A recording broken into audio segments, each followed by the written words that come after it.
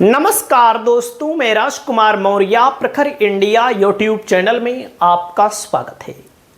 उत्तर प्रदेश में 2027 के विधानसभा चुनाव के लिए सभी राजनीतिक पार्टियों ने अपनी अपनी तैयारी तेज कर दी है। इस समय सभी की निगाहें टिकी हैं समाजवादी पार्टी पर, क्योंकि समाजवादी पार्टी के मुखिया ने 2024 के चुनाव में अपनी रणनीति से भारतीय जनता पार्टी को हरा दिया। और आप सब जानते हैं, जो लोग हमारी वीडियो देख रहे हैं, केवल मेरा यूट्यूब चैनल और मैं बोल रहा था कि उत्तर प्रदेश में समाजवादी पार्टी 25 से 30 सीट तो मरते दम तक पाएगी। बाकी मैं बोल रहा था 50-60 सीट जीत सकती है। वो आपके सामने दिखाई दिया, 43 सीट का रिजल्ट आया। आपको याद होगा, और आपको फिर मैं बता रहा हूं, ये भविष्यवाणी नहीं है, इस सामाजिक जनाधार का बहुत बढ़िया आकलन था हमारा, क्योंकि मैं उत्तर प्रदेश से आता हूं और मैंने उत्तर प्रदेश में 2027 के विधानसभा चुनाव को लेकर भी सर्वे कर रहा हूं। और सर्वे मैंने जो सबसे पहले किया है दोस्तों, मैनपुरी जिले में, मैनपुरी सदर सीट पर। और आप सभी साथियों को एक चीज मैं बता दूं, ईमानदारी से अगर आप चीजों को देखेंगे तो आपको शीशे की तरह साफ चीजें दिखाई देंगी। मैनपुरी जिले में समाजवादी पार्टी पिछली बार केवल 2 सीट जीती थी, मैनपुरी की करहल सीट और किसनी सीट सुरक्षित वाली। 2 सीट हार गई थी, भोगांव और मैनपुरी सदर। आप सोचिए थोड़ी देर के लिए, जो गढ़ कहा जाता है समाजवादी पार्टी का, जो किला कहा जाता है समाजवादी पार्टी का, मैनपुरी, लोकसभा सपा जीती, लेकिन विधानसभा के चुनाव में दोस्तों 2 सीट सपा हार गई। और सपा पिछली बार वहीं सबसे ज्यादा हारी थी, जो सपा का गढ़ कहा जाता है। चेक कर लीजिए, फर्रुखाबाद में कितनी सीट जीती थी, इटावा में कितनी सीट जीती थी, एटा में कितनी सीट जीती थी, कासगंज में कितनी सीट जीती थी, फिरोजाबाद में कितनी सीट जीती थी, बदायूं में कितनी सीट जीती थी। वह बेल्ट समाजवादी पार्टी के लिए सबसे बड़ा नुकसानदायक रहा। लेकिन लोकसभा में समाजवादी पार्टी ने एटा भी जीता, इटावा भी जीता, मैनपुरी भी जीता। जीता कि नहीं जीता? आप लोगों ने देखा, आंवला भी जीता, बदायूं भी जीता। फर्रुखाबाद में क्या हुआ आप सब जानते हैं, मैं बताने की जरूरत नहीं है। तो दोस्तों, हमारा जो सर्वे आ चुका है मैनपुरी सदर पर, स्पष्ट, बिना किसी भेदभाव के आम जनता का आकलन आप लोग खुद देख लीजिए। दोस्तों, फेसबुक प्रोफाइल है हमारी प्रखर भारत के नाम से, मैं ही चलाता हूं। और इस पर जो पोस्ट किए जाते हैं, जो एक एक शब्द लिखे जाते हैं, मैं ही लिखता हूं।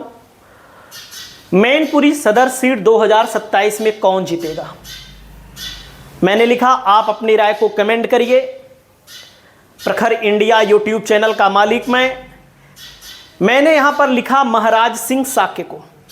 हालांकि अभी टिकट नहीं घोषित हुआ है, लेकिन आप देखिए जनता की नब्ज क्या बोल रही है, आप सुन लीजिए बस। क्योंकि यहां पर राजू यादव भी दावेदार हैं। राजू यादव जो 2022 में हार गए और 2017 में जीते थे, उसके पहले भी चुनाव जीते थे। यहां पर मैंने लिखा, ये जयवीर सिंह हैं दोस्तों, भारतीय जनता पार्टी सरकार में मंत्री हैं, डिंपल यादव जी के खिलाफ चुनाव लड़े थे, चुनाव हार गए बुरी तरह से। ये हैं साक्य बिरादरी से, ये हैं ठाकुर बिरादरी से। मैंने यादव जी को यहां पर किनारे इसलिए रखा क्योंकि यहां पर जो नया समीकरण बन रहा है, जिसकी चर्चा जोरों पर है दोस्तों, आप लोग यहां पर देख सकते हैं 367 लोगों ने कमेंट किया। मैंने किसी से कमेंट नहीं करवाया है, ये भी मैं आपको बता दूं। और आप सभी साथियों को मैं बता दूं, यहां पर आप लोग देखिए जनता क्या कह रही है। देखो, सुशांत श्रीवास्तव जी लिखते हैं, प्रत्याशी कोई भी हो हमारा वोट साइकिल पर जाएगा। आम आदमी पार्टी से राजू लिखते हैं, आम आदमी पार्टी से मुझे टिकट मिलेगा। केदारनाथ लिखेंगे सपा का विधायक होगा। मैं भी कह रहा हूं 2027 में मैनपुरी सदर सपा जीतेगी, टिकट किसी को भी मिले। लेकिन प्रशांत चौहान लिखते हैं जयवीर सिंह वल्ली, और सपा से तो अदिति को टिकट मिलेगी। असल बात, कुछ लोगों को जानकारी नहीं है और कुछ यूट्यूब पर फेक चीजें चलाई जाती हैं, फेसबुक पर, जिसको लेकर मैं बता दूं, अदिति यादव का नाम आपको खूब चलने को मिलेगा, देखने को। अदिति यादव जी की उम्र जो अखिलेश यादव की बेटी हैं, जब 25 साल की होंगी तभी चुनाव लड़ पाएंगी ना, विधायकी का चुनाव लड़ने के लिए। इन भाई साहब को पता ही नहीं है किसकी उम्र कितनी है, तो इसलिए इन्होंने लिखा है बाकी अदिति यादव चुनाव नहीं लड़ेंगी। आपको मैं बता दे रहा हूं, देख सकते हैं। महेश शाक्य लिखते हैं वक्त की पुकार महाराज सिंह शाक्य। रोहित जी लिखते हैं महाराज सिंह शाक्य। और संजीव शाक्य लिखते हैं महाराज सिंह शाक्य। और यहां पर देशभक्त रजत शाक्य लिखते हैं महाराज सिंह शाक्य। यहां पर देख सकते हैं बड़ी संख्या में लोग महाराज सिंह शाक्य को कमेंट कर रहे हैं और बाकी कुछ यादव जी को भी कमेंट कर रहे हैं। महाराज सिंह को हर वर्ग के लोग, यादव समाज के लोग, मुस्लिम समाज के लोग, बैकवर्ड समाज के लोग, और अगर समाजवादी पार्टी यहां पर कमेंट किया गया दीपक यादव की तरफ से, कोई नहीं, सिर्फ राजू यादव ही जीतेंगे। हमारे कहने का मतलब कोई भी चुनाव जीत सकता है, लेकिन चुनाव चिन्ह साइकिल को लोग चुन रहे हैं। साइकिल को दोस्तों महाराज सिंह शाक्य को लोग जानना चाह रहे हैं। बाकी राजकुमार यादव का भी नाम लोग ले रहे हैं, क्योंकि उनके जो समर्थक है भाई उनका भी नाम लेंगे। तो कहने का मतलब है कि जो समीकरण बन रहा है यहां पर, यादव का वोट बेस मानिए, क्योंकि मैनपुरी सदर में दोस्तों मैं आपको बताना चाहूंगा, देखो यादव बिरादरी का अच्छा खासा वोट है, मुस्लिम बिरादरी का कम वोट है। समाजवादी पार्टी को ऐसे किसी नेता को टिकट देना चाहिए जो यादव प्लस मुस्लिम से हट करके वोट जोड़ पाए।